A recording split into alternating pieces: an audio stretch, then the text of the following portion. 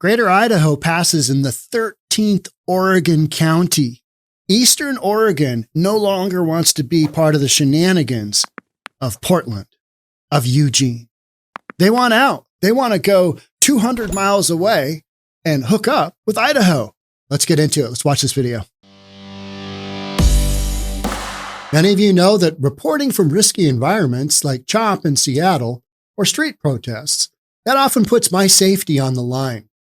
Despite having a concealed weapons permit, carrying a bulky item while filming in such situations, it's always been a challenge. That brings me to today's sponsor and the solution to my problem, the Vanish Daily Carry Holster. What stands out about this Vanish holster is its comfort and discretion. It weighs just 6 ounces. It's made from durable Cordura material that's gentle on the skin. Designed to fit 99% of semi-automatic pistols, it's adjustable for right and left-handed users. It features a secure trigger guard and includes utility or magazine pouches. Wear it under a loose t-shirt and it's virtually undetectable. Vanish Holsters offers a 100% money-back guarantee, ensuring a risk-free purchase. Plus, they're offering $50 off the retail price for those who use my special link below. And don't forget the huge giveaway. Vanish Holsters is giving away an $80,000 custom Rocky Ridge Silverado truck to one lucky buyer who purchases by June 3rd. Check out the link in the description to get the most comfortable holster you've ever worn and a chance to win this incredible truck.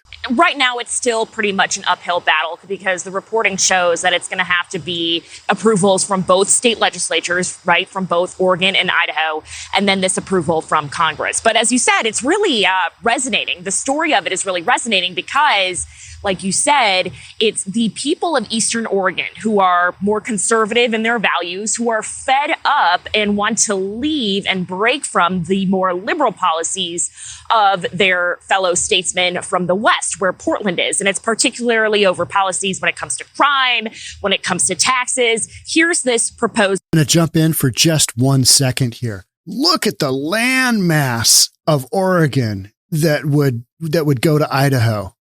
Think of all that tax revenue, right? And I know this is Eastern Oregon. This is high country. This is high desert country. It is wildly different than the physical climate and political climate of, call it, Portland. I mean, that is an enormous section of Oregon that would go over to Idaho. Border, you can see how much the border would move 200 miles to the west towards the ocean there and make this movement called Greater Idaho. As you said, been going on for years, this effort to move state lines so Republican voters can join up with Idaho.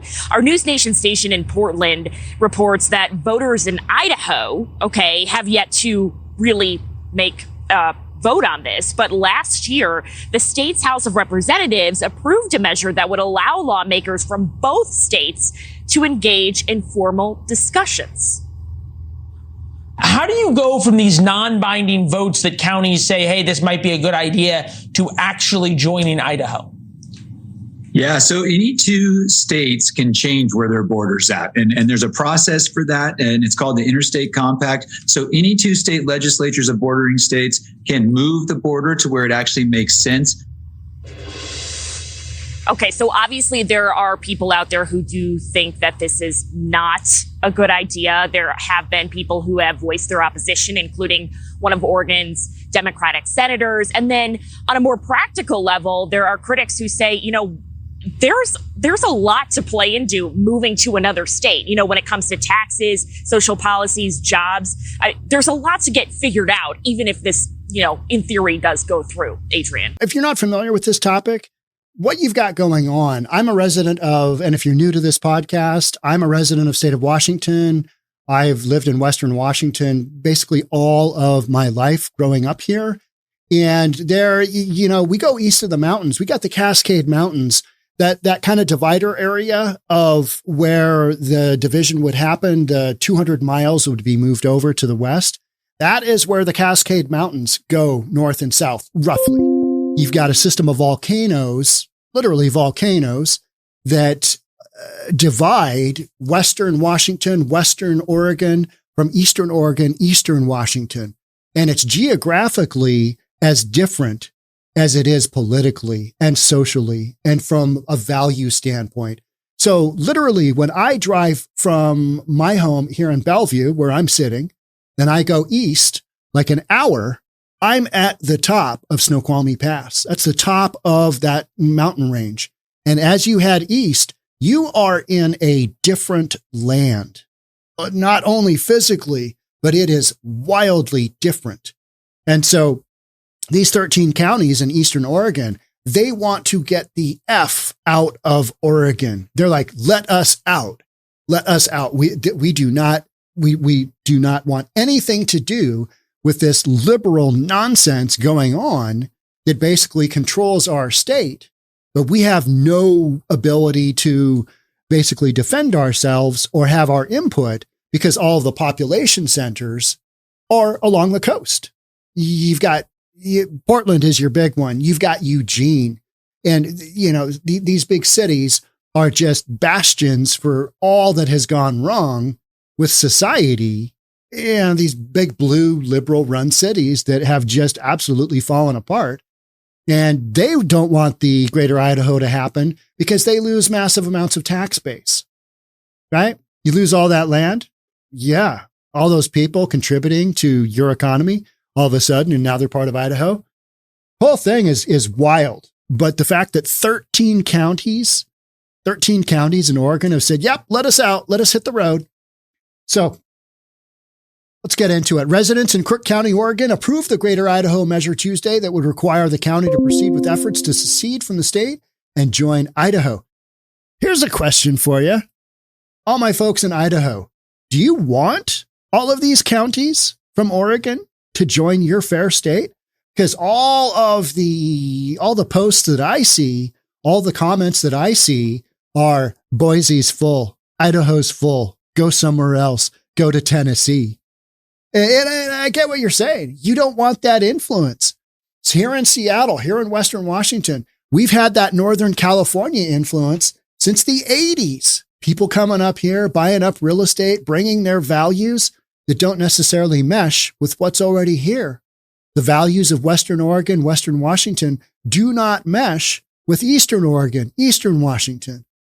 You go over the pass and you're in Trump country a lot of times, right? You're not going to see a lot of Biden signs out on ranches in Eastern Oregon. You're just not. That's not how this goes, right? So voters passed the measure with 53%, making it the 13th county in Eastern Oregon to approve it. The voters of Eastern Oregon have spoken loudly and clearly about their desire to see border talks move forward. With this latest result in Crook County, there's no excuse left for the legislature and governor to continue to ignore the people's wishes. Greater Idaho Executive Director Matt McGaugh said in a statement, the opposition to this, not the opposition, but I guess what it would take for this to actually happen is enormous from the perspective of getting everybody on board. And I'm cutting it down to just super simple terms, getting the existing portion of Oregon to say, yep, okay, we're going to kiss that all goodbye. See you guys. Get the F out. No, they're not doing that. They're saying, you know what? This really isn't practical. And, we just need to figure out ways to work together. And the people in Eastern Oregon are saying, you know what? No, we want out. We want out because your policies on the coast are horrific. And they affect us all here in Eastern Oregon. Same exact deal in Eastern Washington. In Eastern Washington, with the exception of like Spokane and a couple of big cities, everywhere you go in the big city, you've got, folks that support the far left or the left, and things go sideways, right? They just go sideways because all that policy is just, okay, urban decay. Yeah, I'll just see how this works out. It should be fine. It'll be great. Folks in Eastern Washington, that are served by sheriffs and are basically, they're not defunding the police. They're on their own. They know they're on their own. They arm themselves. They defend themselves because out in the country, that's what you have to do. And so they feel like their needs are just simply not being met.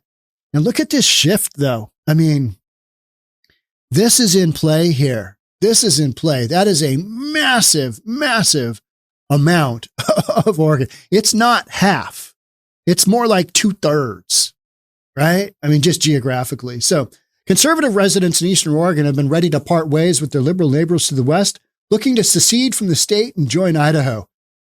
I think it would be, I don't think it's a bad idea. I just think the mechanics are, next to impossible to overcome from a, hey, how can we physically do this kind of thing? And if not mechanically impossible right now, it would take forever to work out because not everybody in Eastern Oregon is on board with this. And I haven't heard from Idaho other than, what feedback I get from all the comments I make on what videos I have done on this topic is Idaho's full.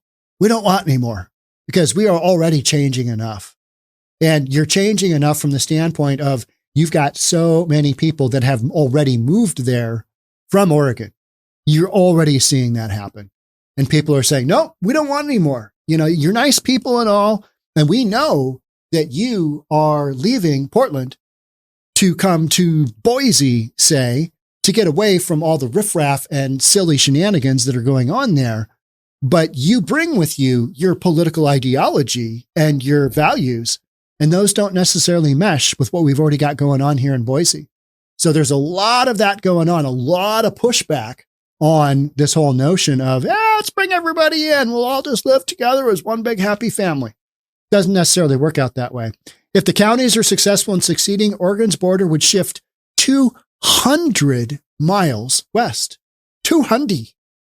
You ever just driven straight 200 miles? I bet you have. I have. It's a long time, right? 3.5 hours, whatever it is, 3 hours if you're just absolutely hauling. I mean, that's a long way. And you're saying, all right, all the geopolitical stuff that would have to happen to make that shift. The Oregon-Idaho line was established 163 years ago and is now outdated.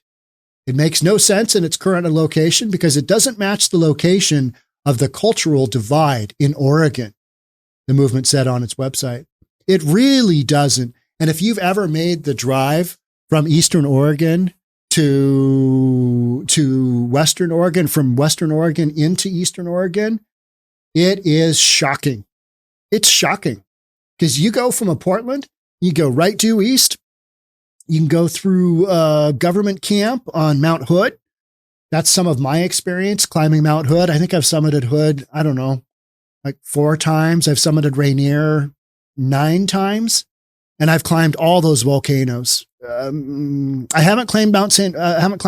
Helens. I don't know. Just it's not that big of a climb and do it in a day. Mount Adams, I did with my son Brennan when he was 7.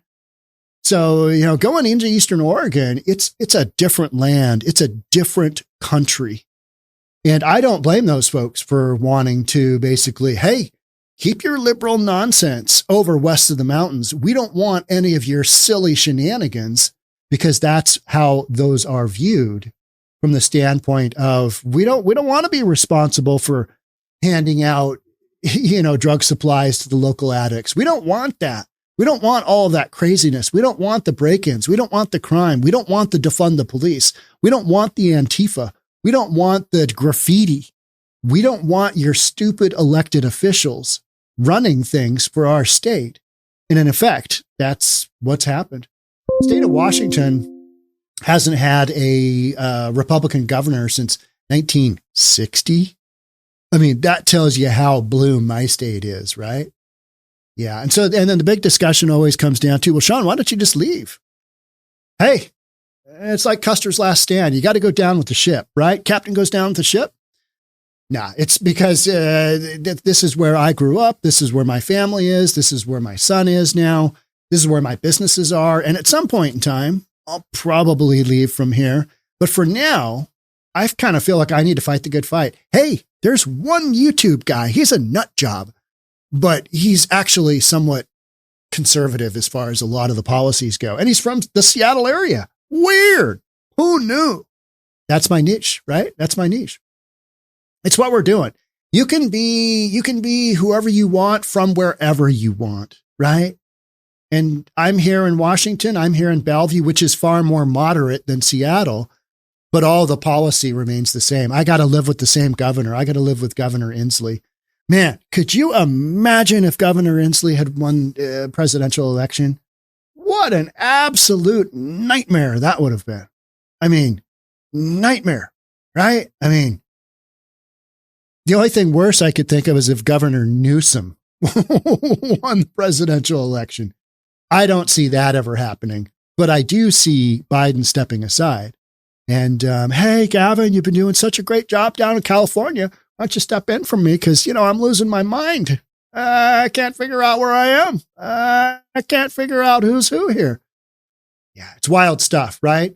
And it's interesting that the line was established 163 years ago. So do we start establishing lines based on political conviction and values? Do we start redistricting based on that? Kind of feels like that's the direction we're heading, right? And at least 13 counties in Eastern Oregon have said, yeah, we want out. Make it happen. Interesting story to follow, and it's an interesting movement.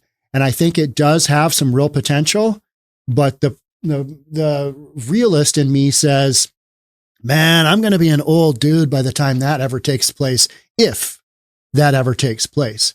But I think the notion that there are wildly different values between the big cities and the rest of the country, that is something that you cannot ignore. And, that's what this story is all about. So I'll be continuing this one. Make sure you subscribe, hit that notification bell, all that good stuff, and I'll see you in the next one. Bye for now.